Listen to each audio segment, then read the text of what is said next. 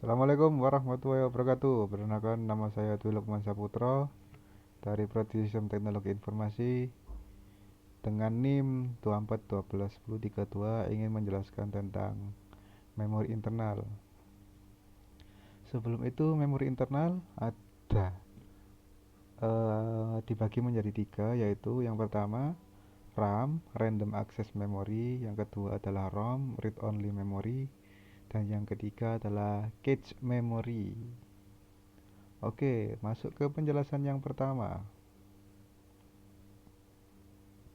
Nah, pengertian dari RAM adalah memori sementara yang berfungsi menyimpan data yang dibutuhkan prosesor untuk menjalankan aplikasi dan membuka file. Contohnya, seperti Anda membuka Google Chrome. Nah, di situ pasti ada spesifikasinya tersendiri. Contohnya, Google Chrome itu memiliki spesifikasi yang dibutuhkan oleh komputer harus mewajibkan mempunyai RAM sebesar 2 GB. Nah, contoh kasusnya seperti itu.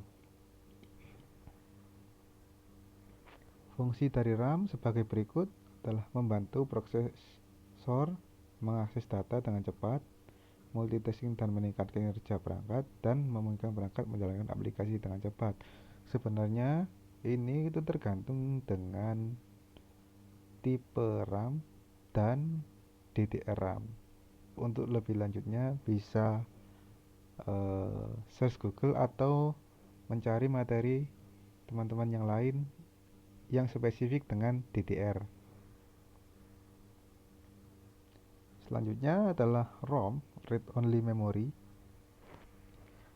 Fungsinya adalah menyimpan data secara permanen. Contoh kasus seperti ROM dalam motherboard yang berisi booting atau BIOS. BIOS ini dikhususkan untuk motherboard, contohnya di Lenovo gitu ya.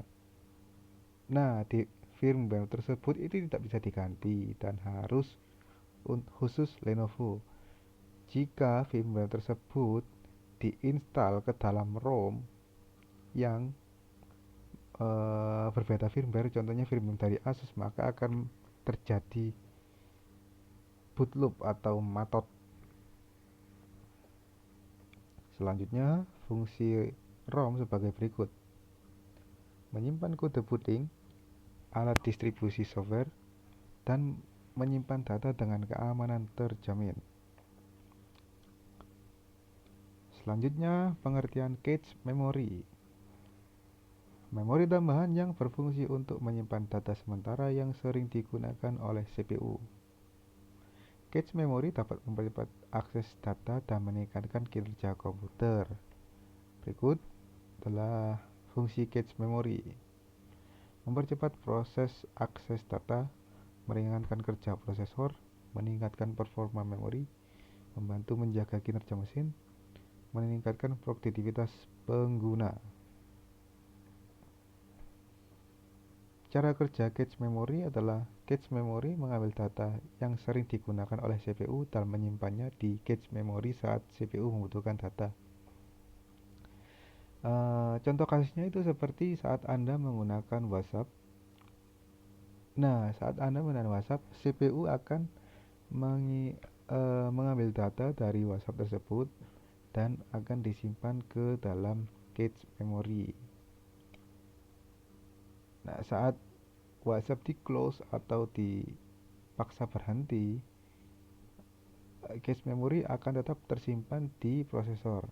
Saat akan digunakan kembali, cache memory akan mengambil data dari prosesor untuk mempercepat penggunaan atau mempercepat proses atau loading ke WhatsApp. Kurang lebih seperti itulah. Jenis memori mempunyai sebenarnya ada 6 atau 7 level lah. Cuma yang umum adalah biasanya sampai 3 level.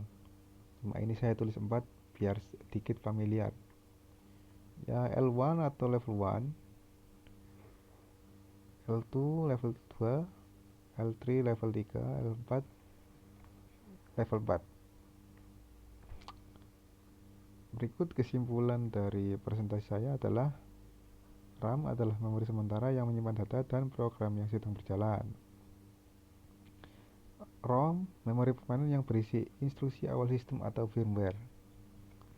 Cache memory adalah memori kecil dan sangat cepat yang menyimpan data yang sering digunakan oleh prosesor untuk mempercepat kinerja sistem. Baik, itu saja presentasi kami. Sekian, terima kasih. Wassalamualaikum warahmatullahi wabarakatuh.